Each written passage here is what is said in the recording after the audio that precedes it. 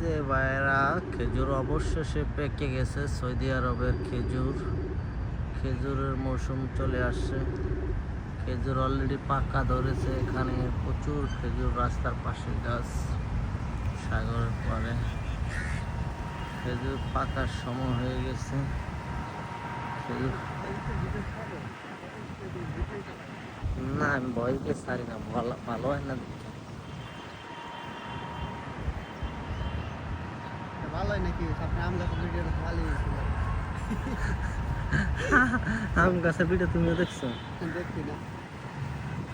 হেই বন্ধুরা, কি অবস্থা! এলাকাটা সুন্দরই আছে। এই যে মামুরা ওখানে বসে বসে ললিপপ খাচ্ছে। টল দিচ্ছে।